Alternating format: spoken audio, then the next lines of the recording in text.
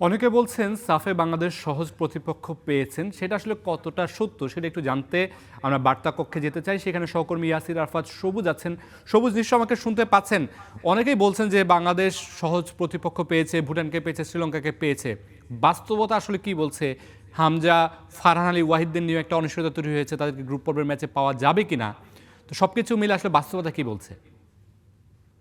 এখানে সহজ প্রতিপক্ষ বলা হচ্ছে কারণ গ্রুপে হচ্ছে ৩টা দল এবং ৩ দলের মধ্য থেকে কিন্তু ২টা দলই হচ্ছে সেমিফাইনালে যাবে। তো সেক্ষেত্রে বাংলাদেশ যে গ্রুপে রয়েছে সেখানে নিঃসন্দেহেই বাংলাদেশ এবং শ্রীলঙ্কা এই গ্রুপটাতে ফেভারিট। সেখানে ভুটানকে ২ দলে সহজে হারিয়ে দিতে পারবে, এরকম একটা পরিসংখ্যান করাই যায়। তবে বাংলাদেশের জন্য ভুটান আসলে যতটা সহজ প্রতিপক্ষ, শ্রীলঙ্কার ফুটবল কিন্তু এই মুহূর্তে অনেকটাই বদলে গেছে। আপনাকে আমি একটা সংখ্যা জানিয়ে রাখি, এই মুহূর্তে শ্রীলঙ্কায় খেলছে মোট সম্ভবত ১৮ জন প্রবাসী ফুটবলার, অর্থাৎ তাদের ২৬ জনের স্কোয়াডে অধিকাংশ ফুটবলারই হচ্ছে প্রবাসী ফুটবলার। এবং এখানে ইংল্যান্ড থেকে, সুইডেন থেকে, নরওয়ে থেকে, এরকম দেশ থেকে কিন্তু ফুটবলাররা এসে খেলছেন। অর্থাৎ বাংলাদেশেরও যে আমরা বলছি যে বাংলাদেশের ফুটবলের একটা জাগরণ হয়েছে প্রবাসী ফুটবলারদের আসার কারণে, তার থেকেও কিন্তু কয়েক ধাপ এগিয়ে রয়েছে শ্রীলঙ্কা। এবং তাদের এই বদলে যাওয়া ফুটবলে কিন্তু তারা সাম্প্রতিক যে তাদের পারফরমেন্স, আমরা তানজিম ঐশীর রিপোর্টটাতে দেখছিলাম, তারা কিন্তু বেশ ভালো করছে। তারা সবশেষ এএফসি বাছাই পর্বে, এশিয়ান কাপ বাছাই পর্বে কিন্তু তারা 3টা ম্যাচ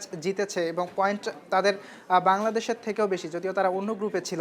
অর্থাৎ বোঝা যাচ্ছে যে বাংলাদেশের জন্য শ্রীলঙ্কা যতটা, ভুটান যতটা সহজ প্রতিপক্ষ, শ্রীলঙ্কা কিন্তু কোনোভাবেও সেই হিসাব করলে সহজ প্রতিপক্ষ নয়। এবং এক্ষেত্রে বাংলাদেশের জন্য আরও একটা ভয়ের ব্যাপার হয়ে দাঁড়াবে যদি এই গ্রুপটাতে নেপাল আসে। কারণ এখানে বলা হয়েছে, সাফের পক্ষ থেকে যেটা জানানো হয়েছে, নেপাল এই মুহূর্তে ফিফার নিষেধাজ্ঞার মধ্যে রয়েছে। তবে সাফের আগে নির্দিষ্ট একটা সময় দেওয়া আছে, সেই সময়ের মধ্যে যদি তাদের নিষেধাজ্ঞাটা উঠে যায়, তারা যদি এই গ্রুপটায় আসে, তাহলে কিন্তু বাংলাদেশের জন্য এই পথটা কঠিন হয়ে যাবে, তারা যদি সেমিফাইনালে উঠতে চায়। এবং বাংলাদেশ যেহেতু এবার হোস্ট কান্ট্রি, তারা এবার স্বপ্ন দেখছে সাফ চ্যাম্পিয়ন হওয়ার জন্য। এবং এই স্বপ্নের মধ্যে আরও একটা বাধা তৈরি হতে পারে।